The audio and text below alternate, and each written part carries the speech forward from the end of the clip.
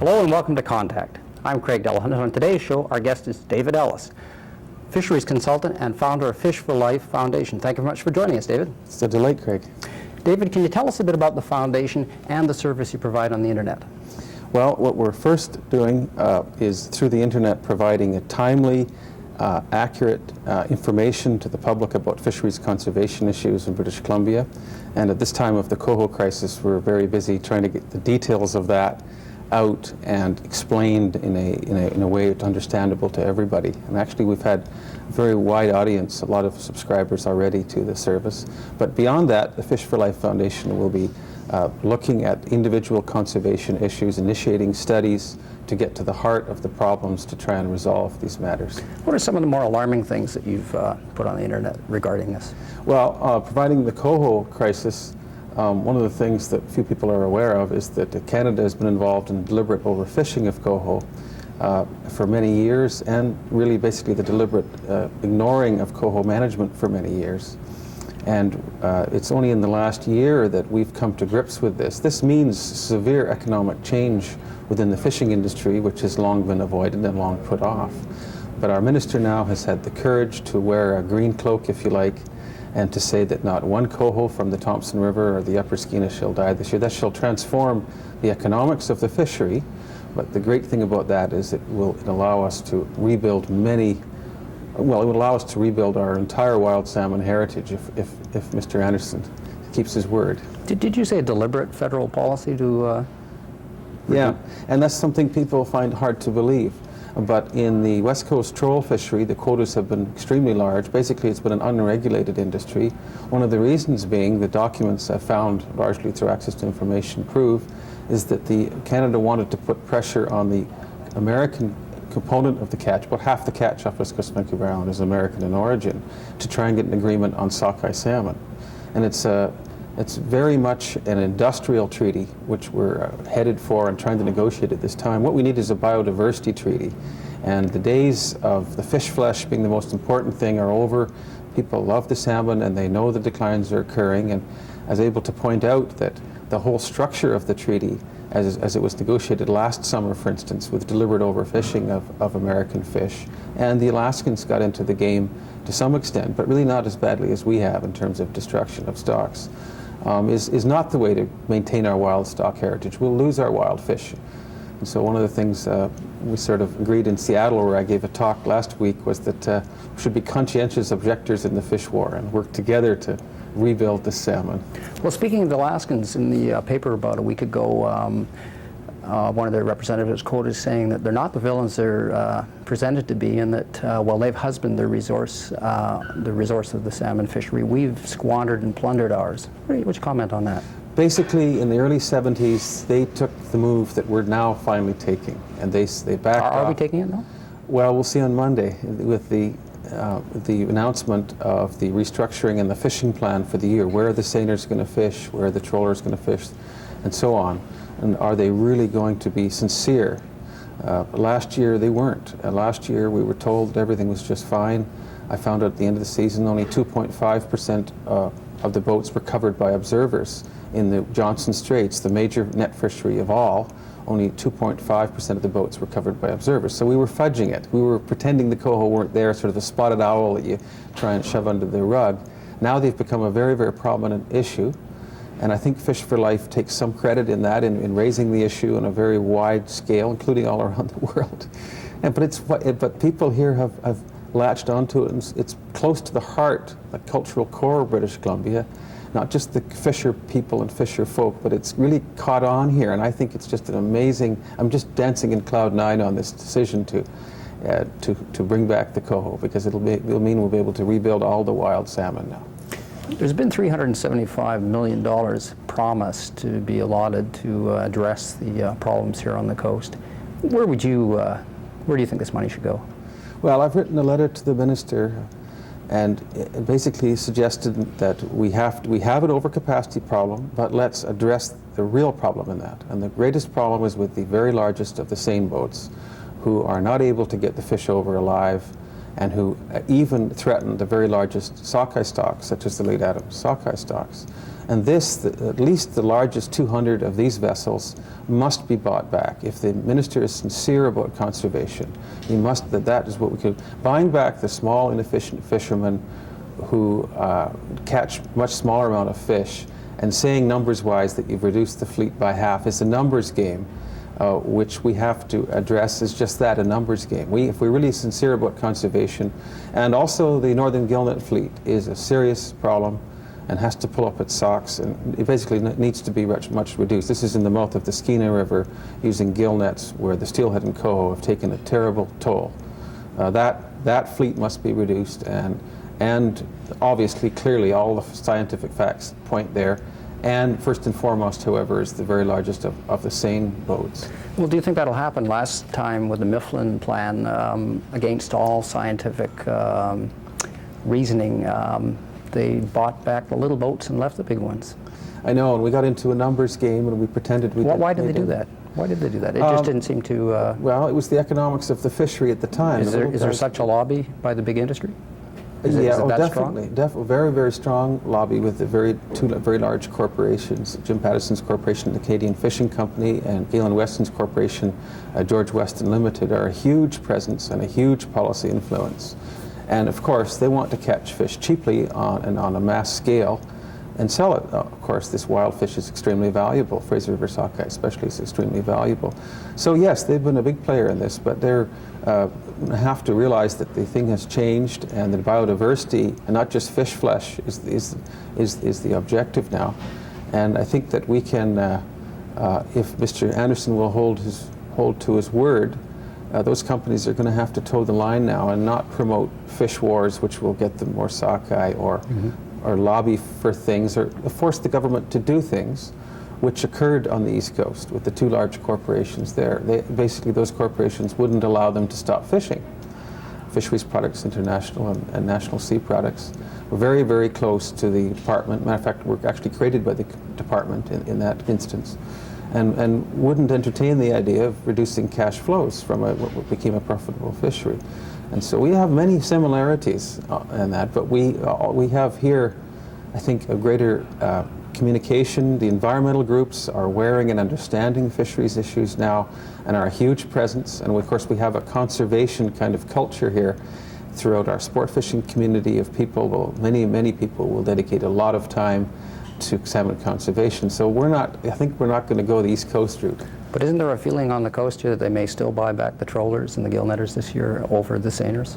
I think that there is a huge likelihood that'll happen.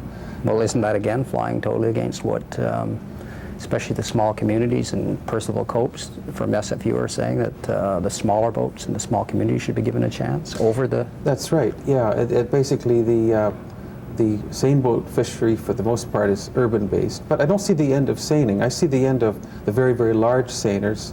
We used to have a small seine fleet with boats that could, and I watched them put fish over alive. Now they have the tilt stern and the drum seine, which don't really allow them to do that. You need a smaller boat. Everything needs to be slowed down with brailing. A completely different fishery, which is going to be a huge jog for the economic structure of the industry to absorb. They're going to have to now. The payoff will be enormous for the commercial fishery when we begin fishing again on true surpluses. If we can rebuild our wild British Columbia salmon rivers, we're looking at 100 million fish, which could come back again. 30 million alone to the Fraser, plus our productive pink salmon, chum salmon creeks are much depleted throughout the coast at this time. We're looking at it in Alaska, for instance, is expecting 118 million fish back this year. Now, when we have those fish back and we fish again on true surpluses with true science being applied, the commercial fishery will do well. But they have a time to wait and an adjustment period to go through. So one of the things I think we should focus on with the buyback and with the fishing community is we don't want to throw all the fishermen out of work. We need the fishermen. They have skills we need. What we need to reduce is the overcapacity and the destructive technologies in the fisheries, which actually take away jobs, especially the 100 of the largest seiners. They take away jobs because they catch the fish without very much work. And with smaller vessels, you tend to selectively catch the fish and individually preserve and maintain the quality of the fish. Why does it seem that the little communities have taken so long to react? It's been forecast for maybe 50 years that this would happen sooner or later, yet now they seem to be becoming very vocal. Well, this was a reaction to the Mifflin Plan when everybody woke up.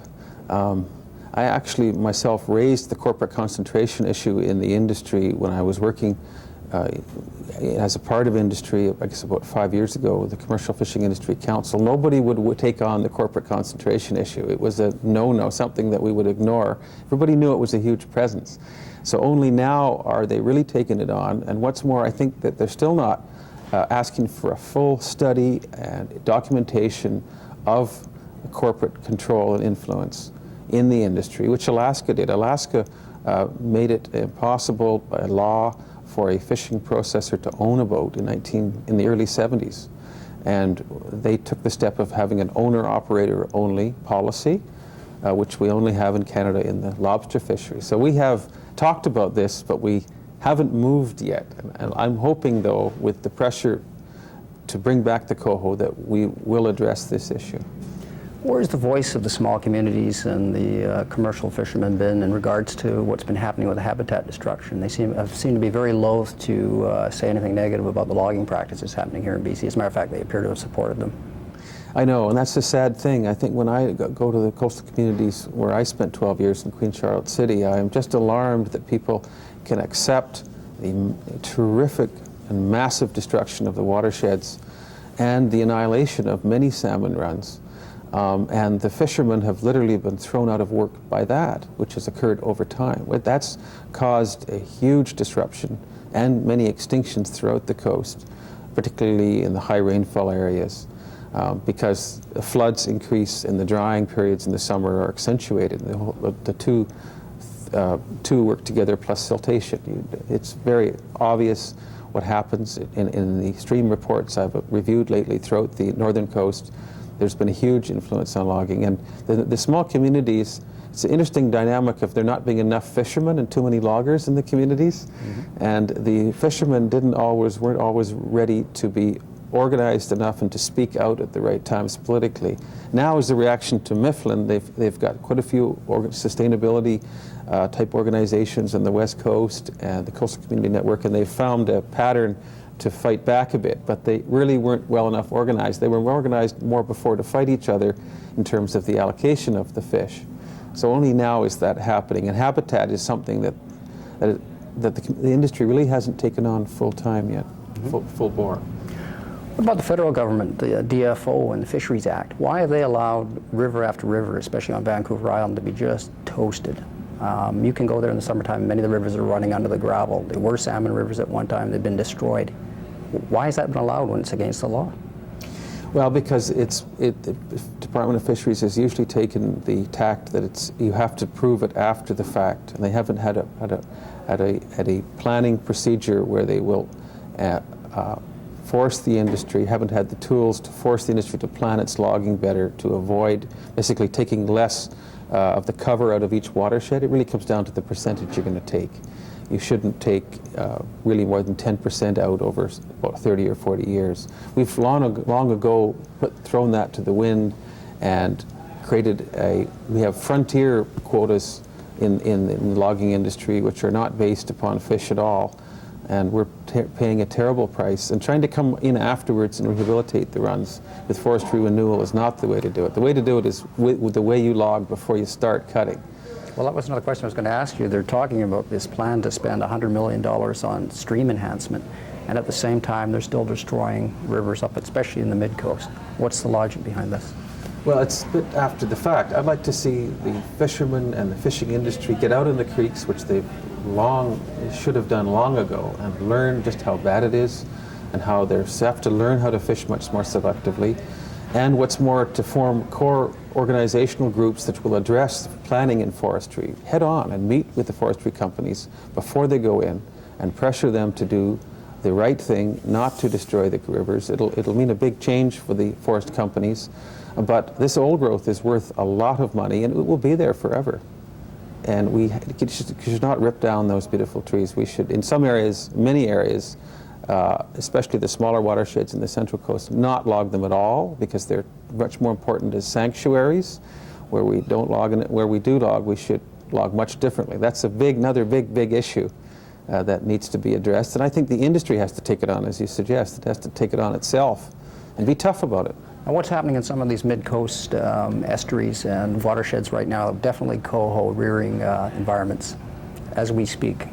As we speak, they're moving into the Johnston Creek area and some of the other watersheds. They're very expensive places to log. It's the last remaining intact watersheds, which are really ecosystems, which have heritage values and recreation values, which greatly outweigh their logging values, and they should not be logged. It simply makes no economic sense to log them. With our tourism industry already being the largest industry in British Columbia, the service industries associated with it, and we're sort of the last place, the way I see it, one of the last places on earth where we have this wildness, and it's worth a lot of money. We have to understand that there's real economics. This isn't just a bunch of whale watchers out there. There's real economics in this, and in sport And there is fishing, actually a lot of money in whale watching. Exactly.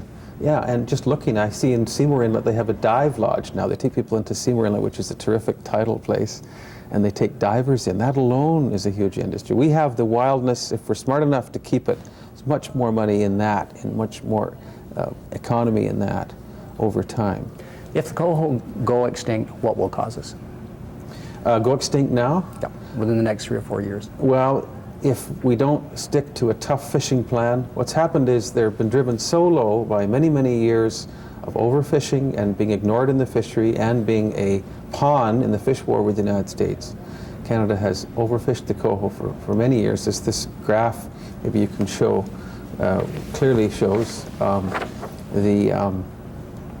this is the catch of coho, which has gone steadily up with hatchery production, and this is the escapement to the spawning streams has gone steadily down over the last 40 years. We've never managed coho. It's not just something that's happened because of El Nino. It's something happened because we've ignored them. And if we continue to ignore them, and I think I can hear the resolve of the department under our present minister, David Anderson, to address this issue. It may mean no fishing whatever this year, and very little fishing next year until the fish can come back. We have to remember that salmon will come back. They're wonderful creatures. We've been pounding and hammering on them all these years, and they've come back, and they've stayed in many systems, and they've even come back in some, and they will come back. We have to have faith in the salmon that they will come back.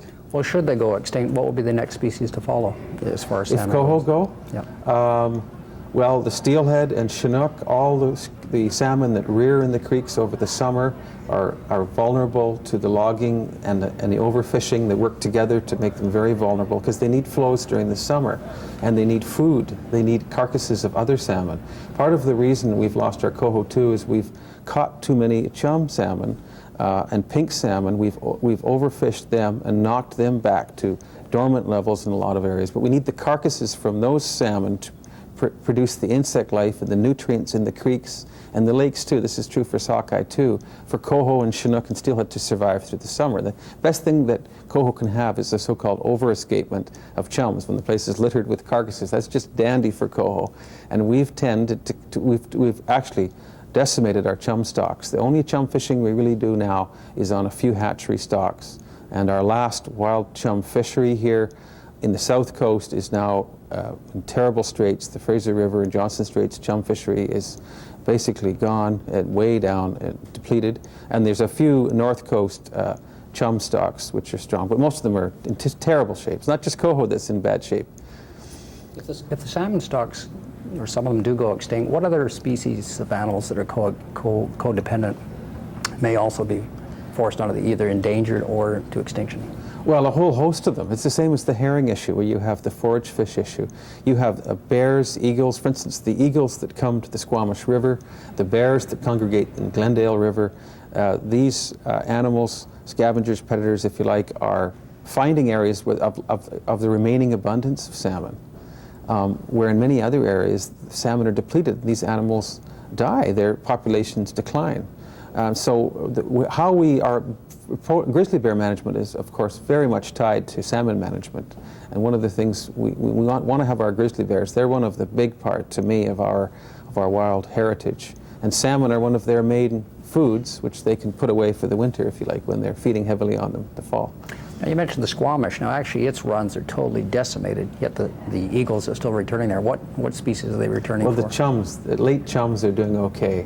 One of the reasons is that they're late enough that they quite often miss the chum fishery there, and there's and eagles come from far and wide to congregate there. And that's a huge industry. The eagle industry, there is just a huge attraction for people. Now, what happened to that system originally? I remember there used to be fishing derbies. It was one of the biggest fishing returns on the coast. What happened to it, and which species? Well, with the Cheakamus River and the flooding there and the overfishing, the pink salmon in Cheakamus went completely extinct. I used to catch them as a boy in Howe Sound. They had to retransplant them from Burrard Inlet, from Indian River, and start them up again. You see, we have, one of the things I want to say too, is we have in our Salmon Enhancement Group a remarkable technical capability which we've developed. Now, hatcheries can be very destructive, and for instance, the spawning channels on the Skeena River must be closed. They have caused, in that planning scenario, the overfishing of all the other runs. As we're catching the large runs, they must be closed. They're one of the big problems we have in the Skeena. On the other hand, if we can start thinking smart about our enhancement techniques, for instance, the squamish and the Cheakamus, of starting up runs and getting them going again, and then backing off and letting nature take start its own system again, that's what we should be doing. And they call it supplemental enhancement, and that's what we're going to more and more. We don't need the big hatcheries. The big hatcheries are simply the enemy of the wild salmon, genetically, and also because they create overfishing on the other runs all around them. I've seen this half a dozen times. In my own career, I've just seen this happen completely in Cumshaw Inlet and the Queen Charlottes, where there used to be a wonderful late run coho runs to all the creeks, which was just decimated when they put a hatchery in and started to fish hard for the enhanced fish. All the coho runs there were destroyed. This has happened all over the coast where we've put large hatcheries in. Let's talk a little bit about fish farming. Why, in the face of all scientific evidence of the tremendous dangers, is our provincial and federal government allowing the proliferation of fish farming on our coast? Well, it comes back to the corporate influence we were talking about earlier. With the fish farm, people who own a fish farm don't have to buy it from fishermen or native people or whoever. They own the farm. And the interesting thing, and the economies of scale of fish farming are just the same as chicken farming. You want a low price and you want volume sales. And that's just caused havoc as the fish farming industry has developed in Chile with very low third world environmental standards, which it's the industry here has to abide by to be economic. It has to compete with Chile's third world environmental standards. And this is why the push is on now to develop the North Coast with the open net cage farms. One of the other reasons is we're very much closer to the American market, where people eat too many hamburgers and know it. A little tiny increase in per capita consumption of fish will mean it'll be very profitable to farm salmon here. But back to your real question, it's the wild. And what's happened to the fish farms in Scotland and New Brunswick? They've realized too late that they're a very, very dangerous thing for the wild salmon and have led to the decline of the wild salmon through disease. Sea lice is a big problem there. The big problem with net cage rearing in a wild environment, for instance, the British Columbia environment, is periodically we'll have storm events. Every 10 years we'll have a massive storm, and half the fish will get away. This is a function of where we live and of every tiny remote inlet at every 10 years being an inferno of large waves, which I've seen when you get a 130-mile-an-hour hurricane. And that breaks up the farms and puts millions of fish to mingle with the wild fish. The disease problem is by far the greatest danger and problem, which will happen. What's happened to Broughton Archipelago? That's an area of extremely large fish farms, many of them with George Weston Limited, the company BC Packers I was talking about before.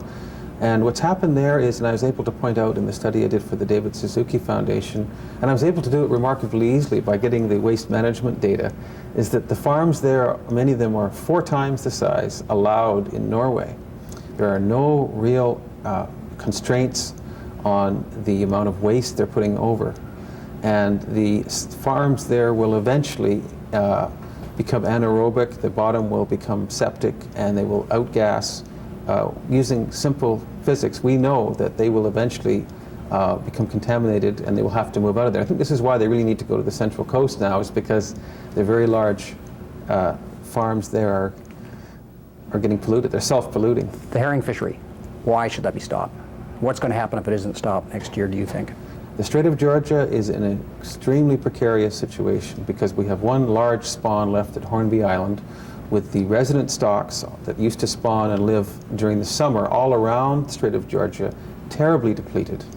And I'm very unhappy with the department now for not undertaking the science, the studies to document the decline in the resident stocks, which are extremely important because they're there all summer for the salmon and the lingcod and the bird life and the mammal life, the humpback whales, which need to be there in the summer. We have one large migratory stock coming in to Hornby, which looks like it's doing fine. Actually, it's not doing well either. It's all the older fish from that stock are caught now, and this year they were catching only small fish. So David, what happens next year if they fish it? Will they be extinct? It's going to collapse, and we're going to lose all the herring, not just the resident herring, which we've already lost or is much depleted, needs to be studied and rebuilt. We're going to lose all our last genetic eggs in one basket. And the people of the Strait are starting to get very concerned about this. David, how can people get on your email? I'll give you my email address, and it gets. And then you'll put your stuff through their email, I guess. I can do that. Okay, so they can get in touch with us at this program. Thank you much for joining us, David. Thank you, Craig. For Contact and Anderson's Restaurant, I'm Craig Delahunt. Please join us again next time.